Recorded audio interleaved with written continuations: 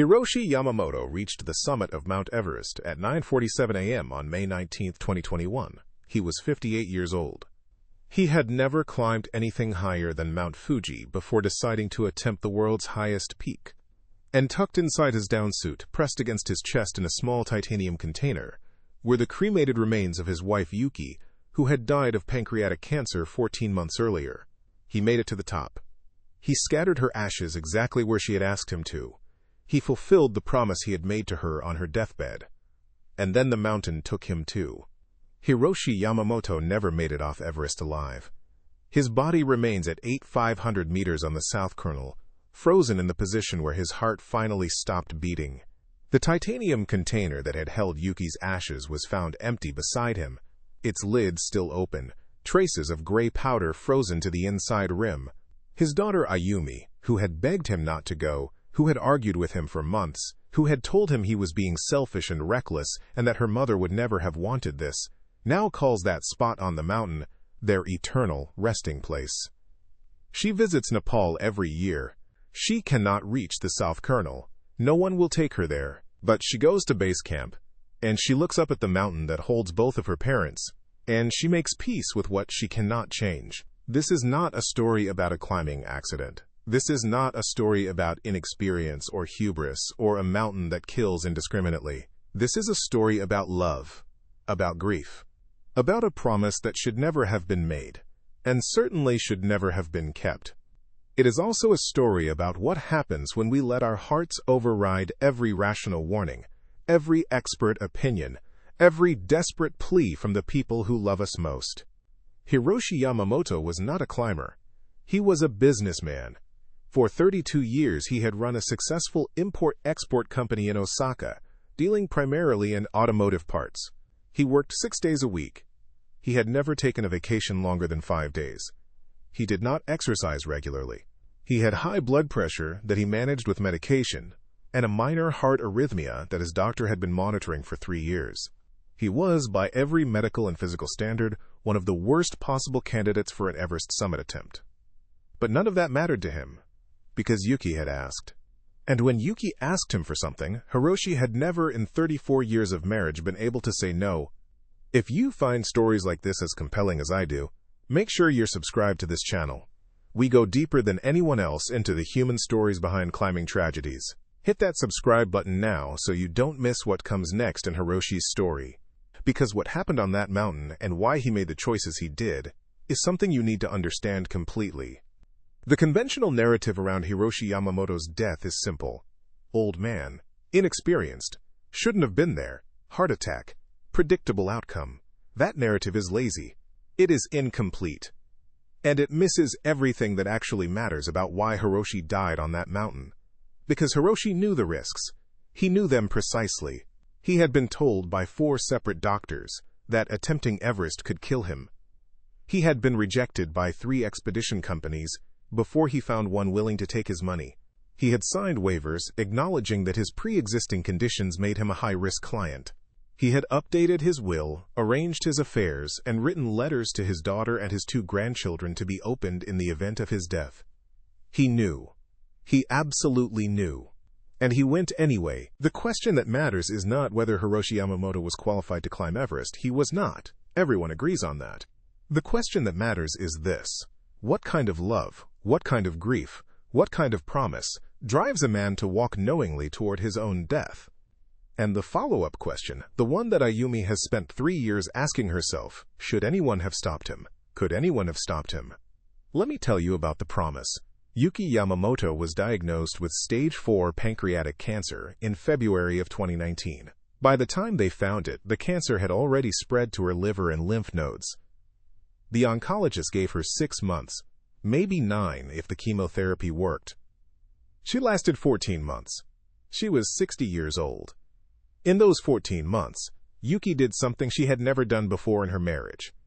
She started asking Hiroshi for things. Not material things. Yuki had never cared about possessions. But she started asking him for promises about the future, about what he would do after she was gone. She asked him to learn to cook. He had never made a meal in his life. She asked him to visit her sister in Hokkaido at least once a year. She asked him to stop working so much and spend more time with Ayumi and the grandchildren. And in March of 2020, 3 weeks before she died, barely able to speak above a whisper, she asked him for one final thing. Yuki had always loved mountains. Not climbing them, she had never climbed anything. But she loved looking at them. She loved photographs of peaks. She had collected coffee table books about the Himalayas and the Alps and the Andes. On the wall of their bedroom hung a large photograph of Everest at sunrise, purchased 20 years earlier at a gallery in Tokyo. She would look at that photograph while she was dying. It was one of the last things her eyes focused on. "I want to be there," she told Hiroshi. "When I'm gone, I want part of me to be there." Hiroshi did not understand at first. "At Everest?" Yuki nodded. "At the very top, where no one can ever take me down." She was not being metaphorical. She was not being symbolic. She wanted her ashes scattered on the summit of Mount Everest. She wanted to spend eternity at the highest point on Earth. Hiroshi held her hand. He looked at the photograph on the wall.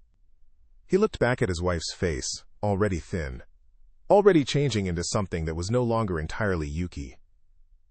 "I'll take you there," he said. "I promise." It was the easiest promise to make. It was the hardest promise to keep. And keeping it killed him. Now, before we go any further, I need you to understand something about Hiroshi Yamamoto. He was not a romantic. He was not an adventurer. He was a practical man who had spent his entire life making practical decisions. He had married Yuki because she was kind and smart, and they got along well. He had built his business through methodical planning and careful risk assessment. He did not gamble. He did not take unnecessary chances. He drove the speed limit. He filed his taxes early. Nothing in Hiroshi's history suggested he was the type of man who would die on a mountain trying to fulfill a deathbed promise. But grief changes people. It does not make them more of who they were. It makes them into someone new. Someone they do not recognize. Someone their families do not recognize. The Hiroshi who existed before Yuki's death would never have attempted Everest. But that Hiroshi was gone. The new Hiroshi. The one carved out by grief and guilt, and the unbearable weight of a promise he had made, without fully understanding what it meant. That Hiroshi would do anything. That Hiroshi did not care if he lived or died. That Hiroshi had only one purpose left, and it was waiting at 849 meters. This is why the story matters. Because Hiroshi's death is not a cautionary tale about inexperienced climbers. It is a cautionary tale about what we promise to the dying. About the contracts we signed in hospital rooms. About the weight of words spoken in final moments. Yuki did not know what she was asking. She could not have known. In her mind, perhaps, she imagined Hiroshi hiring someone. A professional climber who would carry a small portion of her ashes to the summit as a paid service. Such services exist. They are not uncommon. But that is not what Hiroshi heard. He heard his wife asking him to take her there, not to send her. To take her, personally, with his own hands. To the very top. And once he understood it that way, there was no other option. If this story is hitting you as hard as it's hitting me to tell it, do me a favor. Subscribe to this channel right now. Because we're just getting started. The next 6 chapters of this story contain details about Hiroshi and Yuki that have never been told in full before. You're going to want to see this through to the end. Ayumi found out about her father's plan in June of 2020, 3 months after her mother's death. Hiroshi told her over dinner at a restaurant in Osaka, chosen specifically because he knew she would not make a scene in public. "I'm going to climb Mount Everest," he said, "next spring. To take your mother to the summit." Ayumi did not react at first. She thought he was joking. Then she thought he was having some kind of psychological break. Then she realized he was completely serious, and she started to cry. "Papa," she said, "you're 57 years old. You've never climbed a mountain. You have a heart condition." "I know," he said. "You'll die." "Maybe," he said, "but I have to try."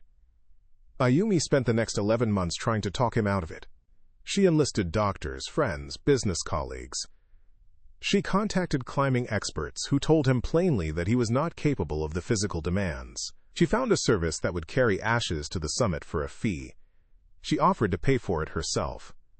Hiroshi refused everything. "You don't understand," he told her. "I promised her. I said I would take her. Not send her. Take her. But Papa, she's gone. She's not here anymore. She won't know the difference." Hiroshi looked at his daughter with something close to pity. "I will know the difference," he said. "And that's the only thing that matters." There were 43 other climbers attempting the summit on the same day as Hiroshi Yamamoto. 14 of them were from his expedition, a mid-tier commercial operation based out of Kathmandu that had accepted him as a client after 3 other companies had rejected him.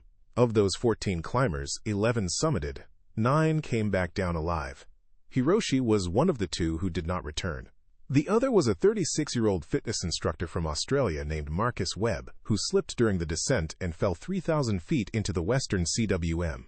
His body was never recovered. Marcus Webb was young, fit, experienced, and had no pre-existing health conditions. Hiroshi Yamamoto was old, unfit, inexperienced, and had a documented heart arrhythmia. Both are dead. The mountain does not care about your qualifications. It does not care about your preparation. It does not care about your reasons for being there. But it does punish mistakes. And Hiroshi made several. The first mistake he made was the most obvious. He should not have been there at all. The second mistake was less obvious. He chose an expedition company that prioritized profit over safety. The third mistake was entirely predictable. He stayed too long at the summit. And the fourth mistake, the one that actually killed him, was something no one could have predicted at all. But we're getting ahead of ourselves. Before we can understand how Hiroshi Yamamoto died, we need to understand how he lived. We need to understand the 34-year marriage that produced a promise capable of overriding every survival instinct a man possesses.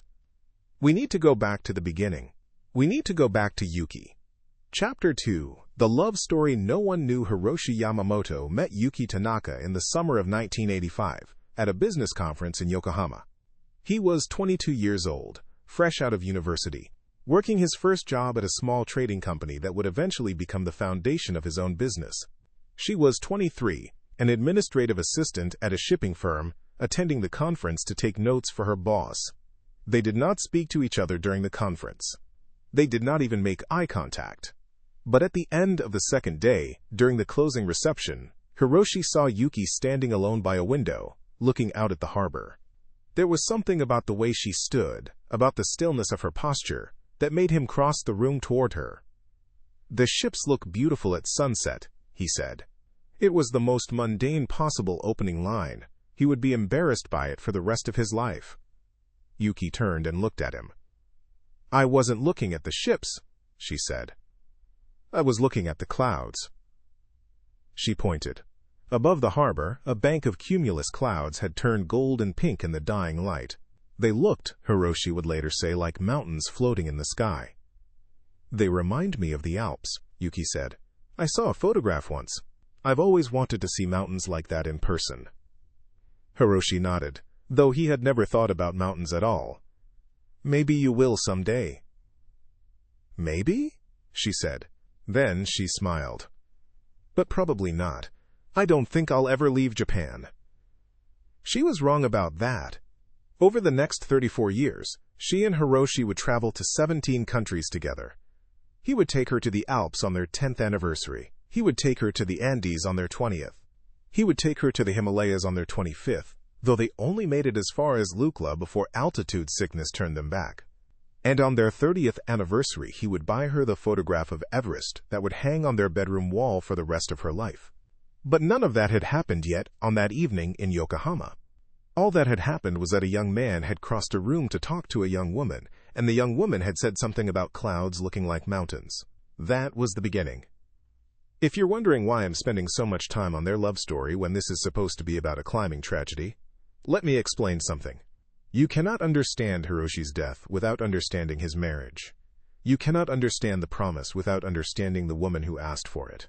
And you cannot understand why Ayumi ultimately made peace with losing both of her parents to the same mountain without understanding what her parents meant to each other. This is not background. This is the foundation. This is everything. Hiroshi and Yuki were married in 1987, 2 years after they met. The wedding was small, just family and close friends, held at a shrine near Yuki's childhood home in Nagoya. Hiroshi's mother cried through the entire ceremony. His father stood stoically in the back, uncomfortable in his formal clothes, already thinking about the work he would return to the next day. The marriage was not perfect. No marriage is. Hiroshi worked too much. He was often distracted, often preoccupied with business problems that followed him home. He missed birthdays, anniversaries, school events. He was not a bad father to Ayumi, but he was often an absent one. Yuki managed everything else: the house, the finances, the social obligations. She raised Ayumi, essentially alone during the years when Hiroshi was building his company.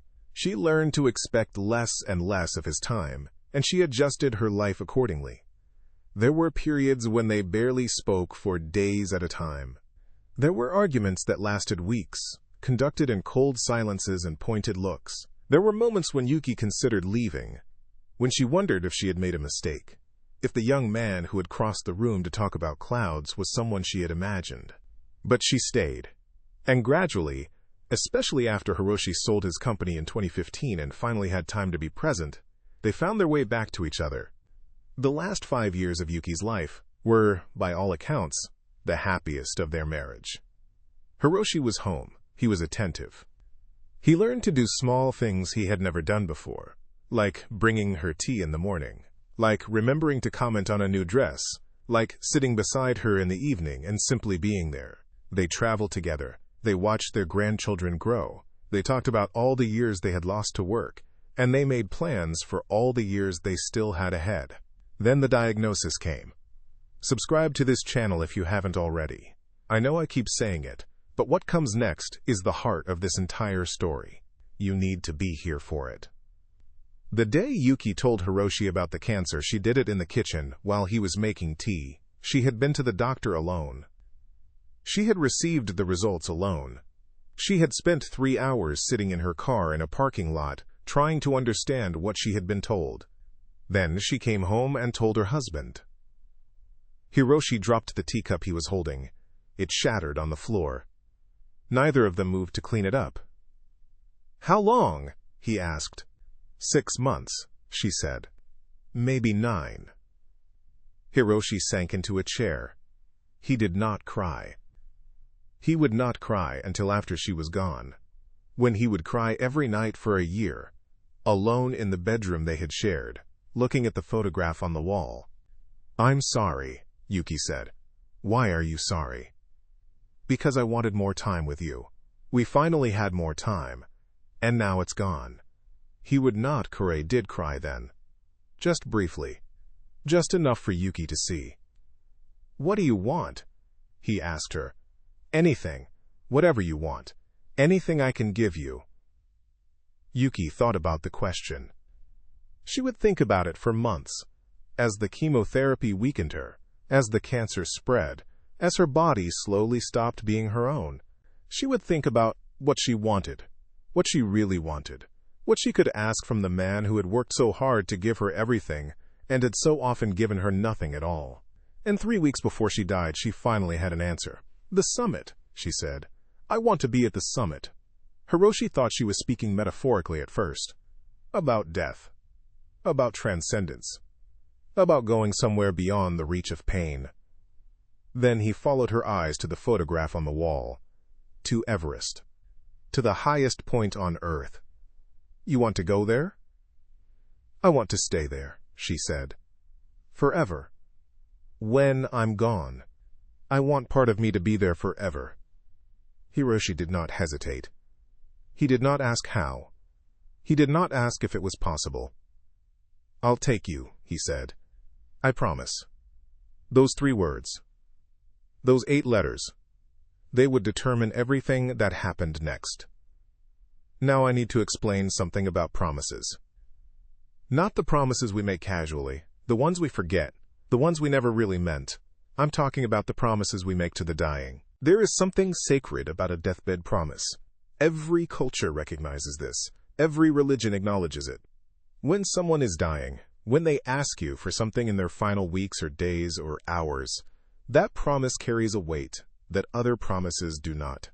It becomes an obligation that transcends the practical. It becomes something you owe not just to the person who asked, but to yourself, to your own integrity, to your sense of who you are. Hiroshi Yamamoto was a man who kept his promises. He had built his entire career on reliability, on doing what he said he would do, on being someone whose word could be trusted. And now he had given his word to his dying wife. There was no version of Hiroshi's psychology that allowed him to break that promise. There was no argument that could reach him. There was no amount of logic or reason or pleading that could change the fundamental calculus of his decision. He had promised. Therefore, he would deliver. Ayumi understood this about her father, which is why her attempts to dissuade him were always tinged with despair. She knew, even as she argued, even as she brought in doctors and experts and climbing guides, that nothing would change his mind. "You don't have to die to keep this promise," she told him once. "There are other ways. We can hire someone. We can—" "I have to take her myself," Hiroshi said. "That's what I promised. Not to send her. To take her." "But she's dead, Papa. She can't know. She can't see. She won't know the difference." Hiroshi shook his head. "I'll know. And when I die, and I see her again, I want to be able to tell her I kept my word." Ayumi realized then that her father was not just grieving. He was already preparing to die. He was already thinking about death as a reunion, not an ending. He was climbing Everest not despite the risk, but because of it. He wanted to be with Yuki again. And if he died on the mountain, at least he would die having kept his promise. At least he would have something to offer her when they met again. This realization terrified Ayumi. And it also, in a strange way, made her stop fighting. Because if her father was going to die, at least he would die with purpose. At least he would die doing something meaningful. At least he would not die slowly in a hospital bed, eaten by grief, wasting away the years he had left. If he was going to die, he would die climbing. Ayumi did not give her blessing. She never could. But she stopped trying to talk him out of it. She helped him make arrangements. She was there when he left for Nepal. And she was there, 11 months later, when the call came telling her that her father would not be coming home. Let me tell you something about the expedition company that accepted Hiroshi as a client. Because this is where the story starts to get complicated. This is where we move from tragedy to controversy. This is where the questions start that still have not been answered. The company was called Summit Dreams Expeditions. It was based in Kathmandu, run by a Nepali businessman named Rajesh Sharma. And it specialized in what the climbing community calls Budget Everest. Budget Everest means lower fees, fewer Sherpas, less supplemental oxygen, older equipment, and minimal support above base camp. It also means looser vetting of clients, less emphasis on experience requirements, and a willingness to accept climbers that other companies have rejected. Hiroshi Yamamoto was rejected by 3 reputable expedition companies before Summit Dreams accepted him. Those 3 companies looked at his age, his lack of experience, his medical history, and they said no. Summit Dreams looked at his checkbook and said yes. The fee was $42,000, less than half what the premier expedition companies charge. And for that money, Hiroshi received basic logistical support, shared Sherpa assistance, and a slot on a summit push that would include 14 other climbers. What he did not receive was adequate medical screening. What he did not receive was honest assessment of his chances. What he did not receive was anyone willing to tell him the truth. Rajesh Sharma, when contacted by journalists after Hiroshi's death, defended his company's decision. Mr. Yamamoto was an adult, he said. He knew the risks. He signed all the waivers. It is not our job to tell people they cannot pursue their dreams. This is technically true, and it is also morally bankrupt. But the ethics of commercial climbing are not the focus of this story. Hiroshi made his own choice. He would have found a way to Everest eventually, even if Summit Dreams had rejected him. Someone would have taken his money, someone always does. The point is this. When Hiroshi arrived at base camp in April of 2021, he was already in trouble. And the people who should have noticed did not notice. Or they noticed and did not care.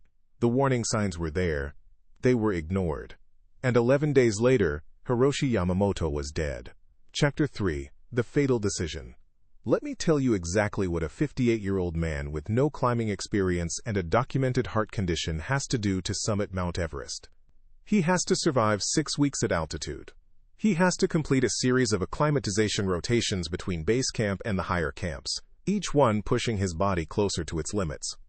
He has to climb through the Khumbu Icefall, one of the most dangerous sections of any climbing route in the world, a shifting maze of crevasses and seracs that has killed dozens of climbers over the decades. He has to spend nights at Camp 2, Camp 3, and Camp 4, each one colder, more oxygen-deprived, and more punishing than the last. And then, on summit day, he has to climb for 12 to 18 hours straight, most of it in the death zone above 8,000 meters, where the human body is literally dying with every step, where supplemental oxygen only slows the deterioration, where the margin between survival and death is measured in hours. This is what Hiroshi Yamamoto signed up for. This is what he trained for. This is what he believed he could accomplish. His training was not nothing, I want to be clear about that. For 11 months, he worked with a personal trainer in Osaka who specialized in endurance athletes. He hired a climbing guide for weekend trips to the Japanese Alps, where he learned basic mountaineering skills on peaks that barely reached 3,000 meters. He improved his cardiovascular fitness, lost weight, reduced his blood pressure medication dosage. By the standards of a 58-year-old businessman who had spent his life behind a desk, his transformation was remarkable. By the standards of Everest, it was laughably inadequate. The guides at Summit Dreams knew this. The Sherpas knew this. Everyone who saw Hiroshi during the first weeks at base camp knew this. But no one said anything. Or rather, some people said things. But Hiroshi did not listen. There was a Sherpa named Pasang Dorje assigned to Hiroshi's summit team. Pasang had summited Everest 11 times. He had seen dozens of climbers like Hiroshi come through base camp over the years. Men and women who wanted the mountain but did not have what the mountain required. He was very determined. Pasang would later say in an interview. Very focused. But his body was not ready. I could see it in the way he walked. In the way he breathed. His heart was too big for his lungs. If you're finding value in this deep investigation, hit subscribe right now. We're about to get into the specifics of what happened on the mountain, and you don't want to miss a single detail. Pasang tried to talk to Hiroshi during the acclimatization period.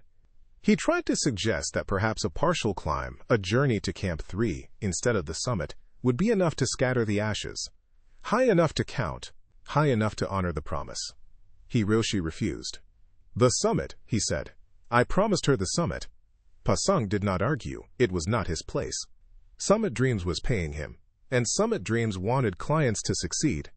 Dead clients were bad for business, but so were clients who turned back. The company's reputation depended on high summit rates, and questioning clients' abilities too loudly could get a Sherpa fired. So Pasang did what Sherpas have learned to do in the commercial Everest era.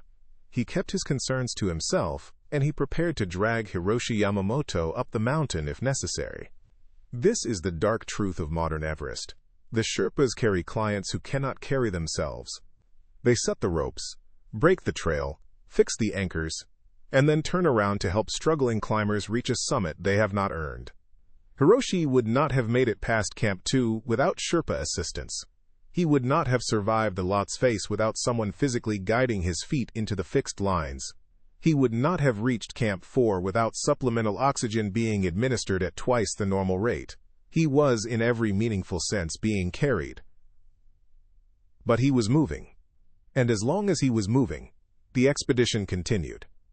Let me tell you about the 3 expedition companies that rejected Hiroshi before Summit Dreams accepted him. The first was Adventure Consultants, one of the oldest and most respected expedition companies on Everest.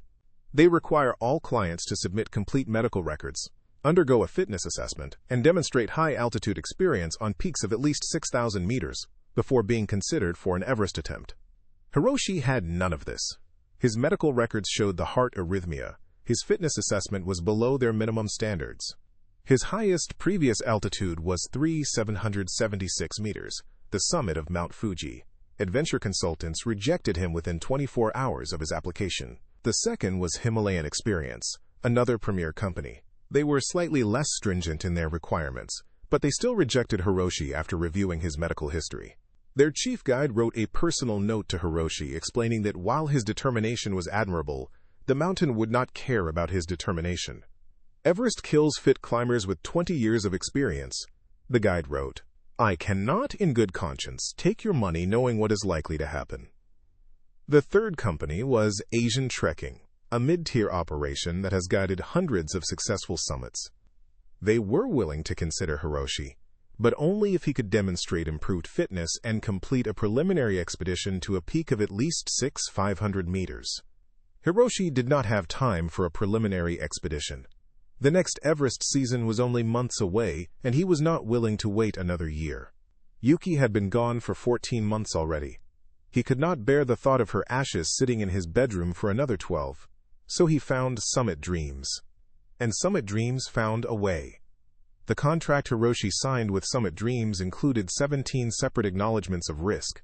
He initialed each one. He signed the final page in front of a notary. He acknowledged that the expedition company could not guarantee his safety, could not guarantee his success, and could not be held responsible for any injury, illness, or death that occurred during the expedition. He knew what he was signing. Ayumi confirmed this. Hiroshi was not deceived.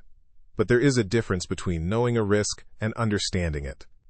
There is a difference between signing a waiver and truly believing that the words on the page apply to you. Hiroshi believed he was special.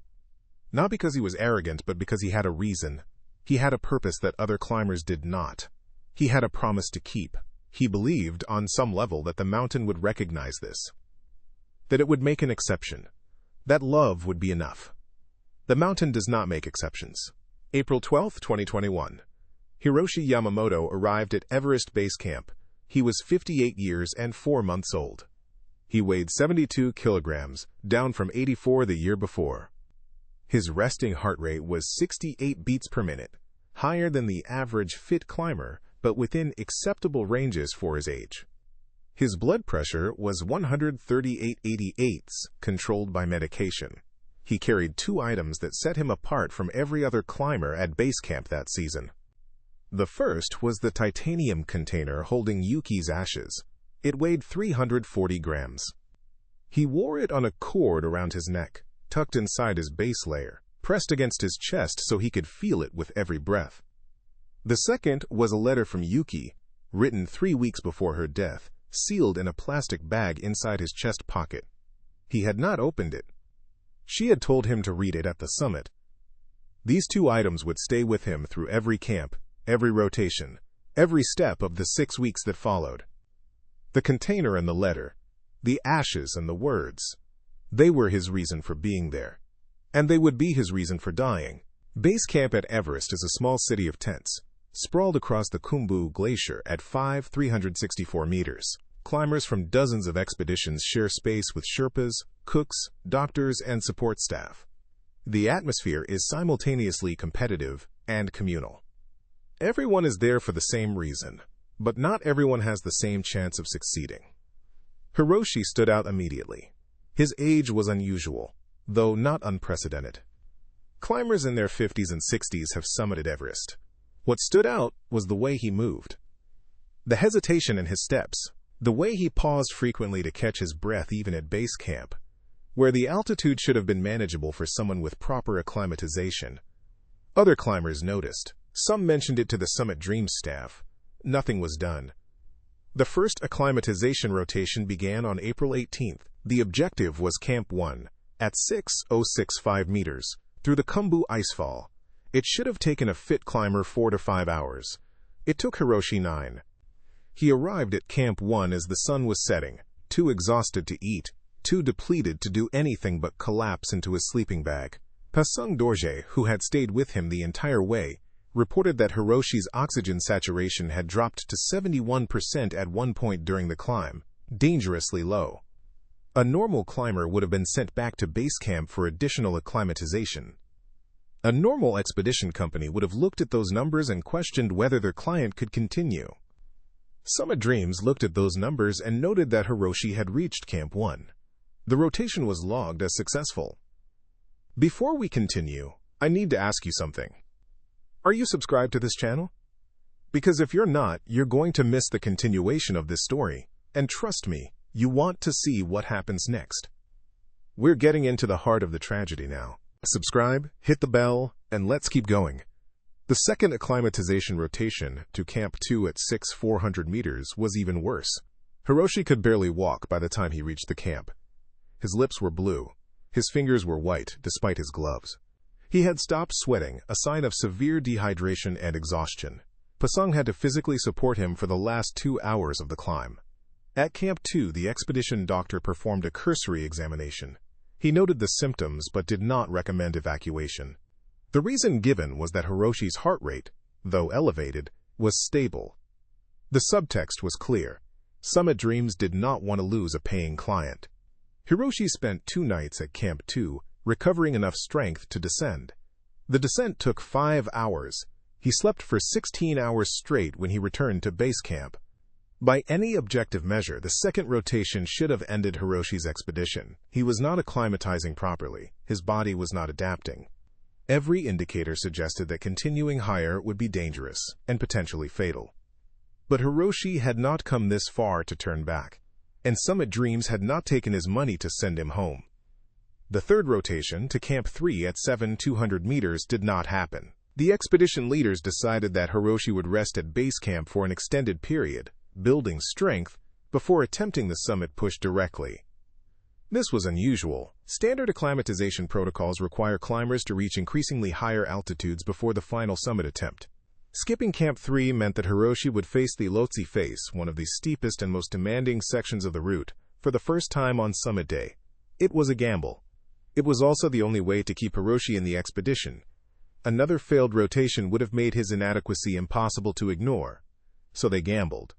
And on May 18, 2021, Hiroshi Yamamoto began his summit push. He left Camp 4 at 11 p.m. along with 13 other climbers and 9 Sherpas. The weather window was narrow, a period of low winds and clear skies expected to last approximately 18 hours. After that, the jet stream would return, bringing conditions that made summiting impossible. Hiroshi carried 4.5 liters of supplemental oxygen, more than the standard allocation. He carried the titanium container around his neck. He carried Yuki's letter in his chest pocket. And he carried the weight of a promise that had brought him 8,000 kilometers from home. The first 5 hours went better than expected. Hiroshi moved slowly, but he moved steadily. Pasang Dorje stayed close, adjusting his pace to match the older man's labored steps. The fixed ropes were in place. The route was clear.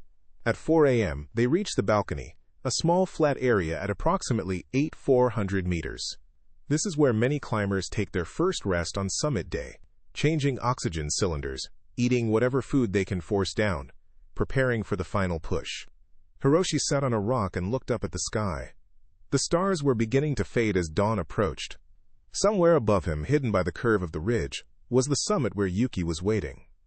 He took out the titanium container and held it in his gloved hand. "Almost there," he said. To Yuki, to himself, to the mountain. Then he stood up, clipped back into the fixed line, and continued climbing. Chapter 4. The Death Zone. Above 8,000 meters, the human body begins to die. This is not metaphor. This is medical fact. At this altitude, the atmospheric pressure is so low that even with supplemental oxygen, the body cannot absorb enough to sustain normal function. Blood thickens. Cognitive function deteriorates. Muscles weaken. The heart strains to pump oxygen-depleted blood through vessels that are beginning to constrict. This region is called the death zone, and the name is earned. The average climber can survive in the death zone for approximately 48 hours before the damage becomes irreversible. Some survive longer. Some do not last 24 hours. The variable is individual physiology, acclimatization, and luck. Hiroshi Yamamoto had poor physiology, inadequate acclimatization, and luck that would run out in approximately 9 hours. Let me tell you what was happening inside his body as he climbed from the balcony toward the south summit. His heart, already stressed by a pre-existing arrhythmia, was beating at 140 beats per minute, far above the safe threshold for sustained exertion. The electrical signals that regulate heartbeat were becoming erratic. His heart was not beating in a consistent rhythm anymore, it was stuttering. His blood oxygen saturation, despite the supplemental oxygen flowing through his mask, had dropped to 64%. Normal is 95 to 100%. Below 70%, cognitive impairment begins. Below 60%, organ damage becomes likely. Hiroshi was already in the danger zone, and he had 3 more hours of climbing ahead. But he kept moving. Because Yuki was waiting. Because the promise had to be kept. The route from the balcony to the south summit is one of the most exposed sections of the entire climb. The fixed rope traverses a knife-edge ridge with 1,000-meter drops on both sides. The wind, even on calm days, cuts through every layer of clothing. The cold is absolute. Hiroshi climbed this section in a state of advanced hypoxia. His vision was narrowing. His thoughts were slowing. He later told Pasang, in fragments, in the broken sentences of a man whose brain was starving for oxygen, that he could see Yuki ahead of him on the ridge. She was wearing the blue dress she had worn on their wedding day. She was smiling. She was waving him forward. This was a hallucination. But to Hiroshi, it was real. It was confirmation that he was on the right path. That she was waiting. That the promise was almost fulfilled. He reached the south summit at approximately 7:30 a.m. The true summit was visible now, a gentle curve of snow less than 150 vertical meters above. In between lay the Hillary Step, now largely collapsed into a rocky scramble, and the final ridge. Hiroshi sat down. He could not stand anymore. His legs had stopped responding properly. The signals from his brain were not reaching his muscles with full strength. Pasang Dorje knelt beside him. "Mr. Yamamoto," he said, "we should turn back. You are not well." Hiroshi shook his head. "I can see it," he said. "The top. I can see it." "I know, but you cannot reach it. Not like this. We should descend while you still can." "No." Hiroshi's voice was weak, but the word was absolute. "I promised her." Pasang looked at the summit, then back at his client. He had a decision to make. If he turned Hiroshi around now, there was a reasonable chance of getting him back to Camp 4 alive. The descent would be dangerous but possible. Hiroshi might survive to try again next year, with better preparation, better conditioning, a better chance. But if Pasang pushed him to the summit, the chances of getting back down dropped significantly. The exertion would deplete whatever reserves Hiroshi had left. The additional hour or more at extreme altitude would cause further deterioration. The descent, already difficult, would become a race against a body that was shutting down. Pasang knew this. He had seen it before. He had watched clients die on this mountain. But he also knew what Hiroshi carried around his neck. He knew about the ashes. He knew about the promise. Everyone at Summit Dreams knew the story of the Japanese widower climbing Everest to honor his dead wife. It was a story that had made some people shake their heads, but it had made others cry. Even the Sherpas, who had seen every kind of climber motivation, had been moved by Hiroshi's dedication. Pasang made his decision. "Okay," he said, "we continue. But slowly. And when I say stop, you stop. Understood?" Hiroshi nodded. He reached out and squeezed Pasang's arm in gratitude. Then he stood up, swaying slightly, and started climbing again. If you're still watching, I need you to subscribe. Not for me. For the rest of this story. Because what happens in the next 2 hours is something that will stay with you forever. Subscribe now. The final section of the climb took Hiroshi 1 hour and 47 minutes. A fit climber in good conditions can do it in 45 minutes. Hiroshi's pace was less than half that, and deteriorating. Pasang walked directly behind him, one hand on Hiroshi's harness, ready to catch him if he fell. 2 other Sherpas from the expedition hung back, creating a safety net in case something went wrong. Something was about to go wrong. But not yet. At 9:17 a.m., Hiroshi Yamamoto stepped onto the summit of Mount Everest. He was 58 years old. He had no business being there. Every expert would have predicted his failure. Every medical assessment would have deemed his attempt suicidal. And yet he was there, at the top of the world, where no one could take him down. The summit of Everest is smaller than most people imagine. It is not a grand plateau. It is a narrow ridge of snow, perhaps large enough for 10 or 15 people to stand together. Prayer flags left by previous climbers snap in the ever-present wind. The sky is a deeper blue than anywhere else on Earth. Hiroshi sank to his knees. He could not stand anymore. Pasang stood beside him, ready to catch him if he collapsed. "Take your time," Pasang said. "You earned this." Hiroshi reached inside his downsuit and pulled out the titanium container. His fingers were clumsy, barely responsive inside his gloves. It took him 3 tries to unscrew the lid. Inside, gray powder, the last physical remains of Yuki Yamamoto. Hiroshi looked at the powder. He looked at the sky. He looked at the mountains spreading in every direction, peak after peak fading into blue distance. Then he spoke, and the words he said were captured on Pasang's helmet camera, which was still recording. "I brought you here," he said, "like I promised, the highest place on Earth, where you wanted to be." He tilted the container. The ash poured out slowly at first, then caught a gust of wind and scattered across the summit ridge, swirling into the air, disappearing into the infinite blue. "Wait for me," Hiroshi whispered. "I'm coming soon." Those were his last coherent words. Pasang did not understand them at the time. He would understand them later, when the helicopter came back empty, when Hiroshi's body was found frozen to the mountain. Hiroshi had not come to Everest hoping to survive. He had come to Everest hoping to stay. Let me pause here and explain something important. I am not suggesting that Hiroshi Yamamoto deliberately killed himself on Everest. He did not refuse rescue. He did not ask to be left behind. When the crisis came, he tried to descend. He tried to live. But there is a difference between wanting to survive and expecting to survive. And I believe, based on everything that happened, that Hiroshi never really expected to come home. He had updated his will. He had written letters to his family. He had said goodbye to Ayumi in a way that she later described as too final for someone who expected to come back. He had told Pasang on the summit to wait for me. Hiroshi knew. On some level, he knew. The promise was not just to bring Yuki to the summit. The promise was to stay with her. After the ashes were scattered, Hiroshi remained on the summit for 23 minutes. This was far too long. Most climbers spend 5 to 10 minutes at the top before beginning their descent. Every additional minute increases the risk. Pasang tried to get him moving. He reminded Hiroshi of the weather window, of the oxygen supply, of the long descent ahead. Hiroshi nodded, but did not move.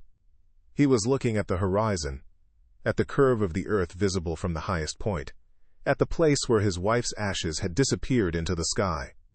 Finally, he reached into his pocket and pulled out the sealed envelope. Yuki's letter. The one she had given him 3 weeks before she died. The one she had told him to open at the summit. His gloves were too thick to tear the envelope. Pasang helped him, carefully slitting the plastic bag and paper without damaging what was inside. A single sheet, folded twice. Yuki's handwriting, shaky but legible. Hiroshi read it slowly, his oxygen-starved brain struggling with each word. When he finished, he folded the paper carefully and tucked it back inside his pocket. "What did it say?" Pasang asked later. Hiroshi never told him. The letter was recovered with his body, but by then the ink had been damaged by moisture and cold. Only fragments were legible. "Proud of you. Don't stay too long. Ayumi needs you. Come home." If Yuki had known what her husband was planning, she would have begged him not to go. The letter made that clear, in the fragments that survived. She had wanted her ashes at the summit. She had not wanted to take her husband with her, but it was too late for the letter to matter. By the time Hiroshi read it, his fate was already sealed. The descent began at 9:47 a.m. Hiroshi was moving under his own power, but barely. Pasang stayed directly behind him, both hands on the fixed line, ready to arrest any slip. The first 30 minutes were slow but successful. They cleared the final ridge and began the traverse toward the Hillary Step. The route was familiar now, at least visually. Hiroshi had climbed it just hours before. But climbing up and climbing down are different experiences. On the ascent, gravity works against you but gives you something to push against. On the descent, gravity pulls you forward, threatens to tip you, turns every step into a controlled fall. Hiroshi's legs were failing. The muscles that had carried him to the summit were depleted of glycogen, starving for oxygen, accumulating lactic acid faster than his blood could clear it. He was running on willpower alone, and willpower has limits. At approximately 10:15 a.m., still above 700 meters, Hiroshi's heart stuttered, not stopped. Not yet, but stuttered. The arrhythmia that had been building for hours finally destabilized into something worse. His heartbeat became irregular, chaotic. Unable to pump blood effectively, Hiroshi felt it. A strange fluttering in his chest, followed by dizziness, followed by a sensation of falling even though he was standing still. "Something wrong," he said to Pasang. "My chest." Pasang recognized the signs immediately. He had seen cardiac events on the mountain before. The altitude, the exertion, the cold, the oxygen deprivation, all of it combined to make heart attacks far more common than at sea level. "We need to descend faster," Pasang said. "Can you move?" Hiroshi tried. He took 3 steps down the fixed line before his legs gave out. He fell forward, his harness catching him on the rope, hanging like a broken puppet against the white slope. "Mr. Yamamoto! Mr. Yamamoto!" Hiroshi's eyes were open, but unfocused. His breathing was rapid and shallow. His lips, visible through his oxygen mask, were turning blue. Pasang grabbed him, pulled him upright, tried to get him moving again. For a moment, Hiroshi seemed to recover. He took another step. Then another. Then he collapsed again. This time he did not get up. Chapter 5. The longest hours at 10:23 a.m. on May 19, 2021. Pasang Dorje activated his emergency radio and called Summit Dreams Base Camp. "This is Pasang on descent. Mr. Yamamoto has collapsed. He is unresponsive. We are at approximately 650 meters. I need immediate assistance." The response came back in broken fragments, the radio signal struggling against the altitude and terrain. "Pasang. Position. Wait. Clarify. I say again, Mr. Yamamoto has collapsed. He is having a cardiac event. I cannot move him alone. I need help." Silence. Then, "Copy. Sending support. What is your exact position?" Pasang looked at the mountain around him. There were no landmarks at this altitude. Just white snow, gray rock, and blue sky. Above South Summit. Below Hillary Step. On the main fixed line. "You cannot miss us." He clicked off the radio and turned back to Hiroshi. The Japanese man was lying on his side, still clipped to the fixed line, his eyes half open but vacant. His breathing was audible even through the oxygen mask. A rattling, labored sound that Pasang had heard before. It was the sound of a body that was shutting down. Pasang did what he could. He adjusted Hiroshi's oxygen flow to maximum. He wrapped him in an emergency bivouac blanket, the thin metallic material reflecting what little body heat remained. He tried to give him water, but Hiroshi could not swallow. Then Pasang sat beside him and waited. The support Sherpas reached them at 11:40 a.m. It had taken them over an hour to climb from where they had been positioned below the south summit. They brought extra oxygen, ropes, and a determination born of years of rescuing climbers who should never have been on the mountain. But even they could not move Hiroshi. The man was conscious by then, in a limited sense. His eyes tracked movement. He responded to voice. But his body would not obey. When they tried to stand him up, his legs folded. When they tried to carry him, his weight, even reduced by months of training, was too much to manage on the steep, icy terrain. Subscribe to this channel if this story is affecting you, because the next hour of what happened is something that the climbing community has debated ever since. Subscribe now and stay with me. At 12:15 p.m., the expedition doctor at base camp was patched through on the radio. "What are his vitals?" Pasang checked. "Pulse is weak and irregular, maybe 40 beats per minute, maybe less. Oxygen saturation. My meter is not working. But he is blue. Very blue. Is he conscious? He looks at me when I speak. but he cannot answer. A long pause. Basang, you know what I'm going to say. I know. You cannot stay up there. The weather is turning. If you wait much longer, you will die too. I know. You have done everything you could. But Mr. Yamamoto is beyond rescue. You need to descend. Pasang looked at Hiroshi, the man who had paid $42,000 to carry his wife's ashes to the summit. The man who had kept his promise. The man who is now dying in the place he had chosen to die. Give me 1 more hour, Pasang said. Pasang, 1 more hour. If he does not improve, we descend. But I will not leave him without trying. The doctor agreed, reluctantly. 1 hour. No more. In that hour, Pasang and the support Sherpas did everything they could think of. They gave Hiroshi injections of dexamethasone, a steroid that can temporarily reduce altitude sickness symptoms. They tried to massage warmth back into his extremities. They talked to him, shouted at him, begged him to stand up, to move, to give them something to work with. Hiroshi did not respond. His breathing continued, but nothing else changed. At 1:15 p.m., Pasang made the call. We are leaving him. The other Sherpas nodded. They had known this was coming. They had seen it before, too many times. Pasang knelt beside Hiroshi one last time. Mr. Yamamoto, he said, I am sorry, we cannot carry you. The mountain will not allow it. But you kept your promise. Your wife is here. And soon you will be with her. Hiroshi's eyes moved. They focused on Pasang's face for just a moment. And then, incredibly, he spoke. The words were barely audible, a whisper carried away by the wind almost as soon as it was spoken. But Pasang heard them. He would remember them for the rest of his life. Thank you, Hiroshi said. Tell Ayumi, I'm sorry. Then his eyes closed.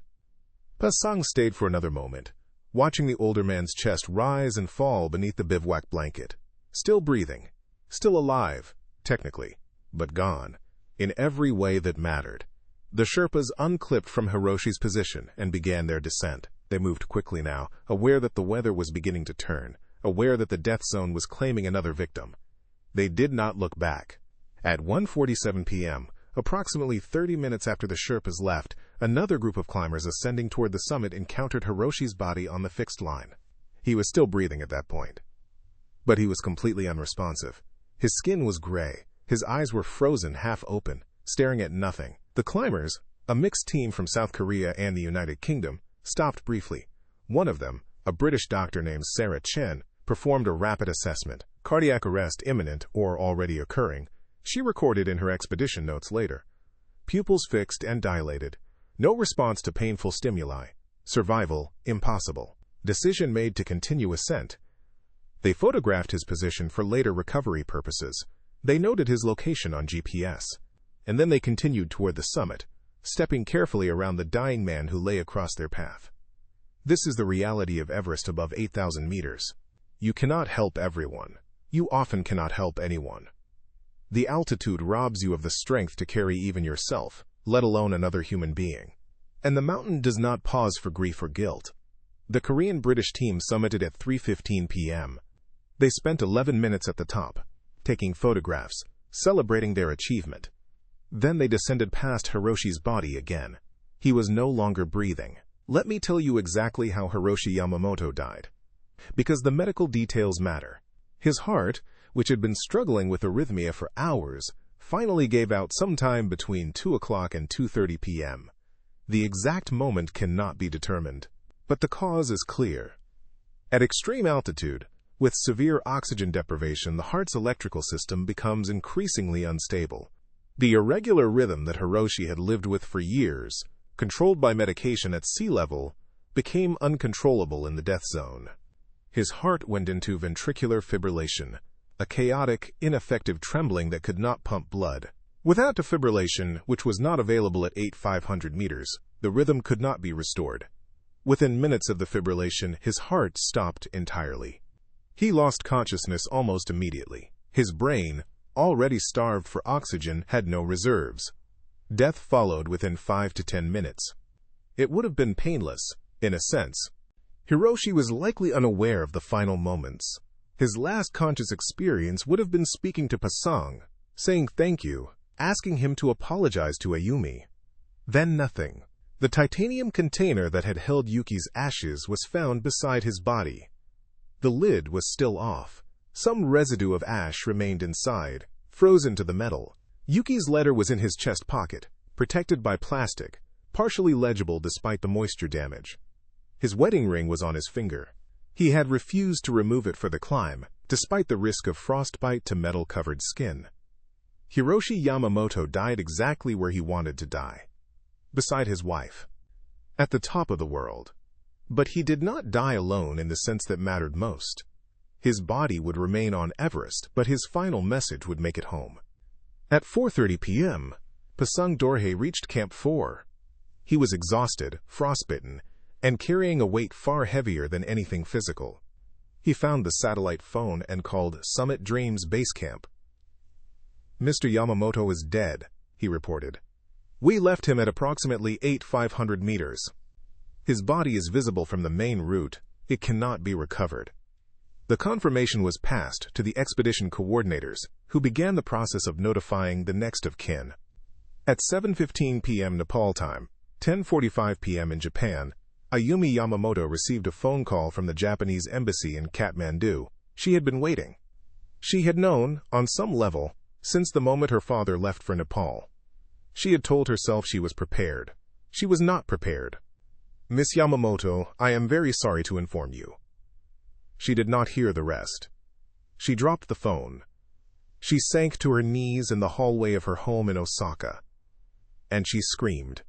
Her husband found her there 10 minutes later, the phone still on the floor, the embassy official's voice still speaking into the silence. "He's gone," Ayumi said. "They're both gone." Chapter 6. What the Mountain Keeps. In the weeks following Hiroshi Yamamoto's death, the climbing community did what the climbing community always does. It debated. Was Summit Dreams negligent in accepting a client with obvious cardiac risk factors? Should Pasang Dorje have turned Hiroshi around before the summit, while there was still a chance of survival? Did the Korean-British team have an obligation to attempt rescue, even knowing it was futile? Who was responsible for a death that everyone could see coming from the moment Hiroshi arrived at base camp? The debates were fierce. They filled climbing forums and social media. They prompted statements from expedition companies and responses from medical ethicists. They raised questions about the entire commercial Everest industry and whether some people should simply be told no, regardless of how much money they have. But in Japan, the debate was different. The Japanese media did not focus on negligence or risk assessment. They focused on the love story. They focused on a man who had climbed the world's highest mountain to honor his dying wife's final wish. They focused on a promise kept at the cost of everything. Hiroshi Yamamoto became a romantic figure.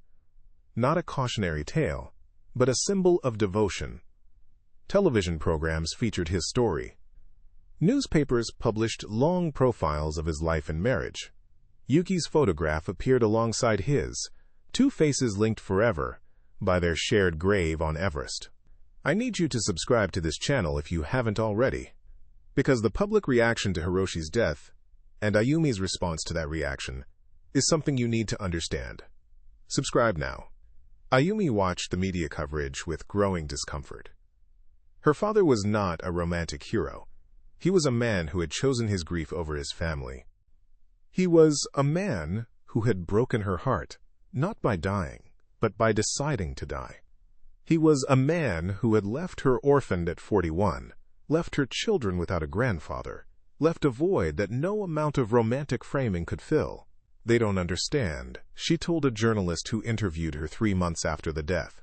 "He didn't go there to honor my mother. He went there to be with her. He went there to leave me." The journalist did not include that quote in the final article. It did not fit the narrative.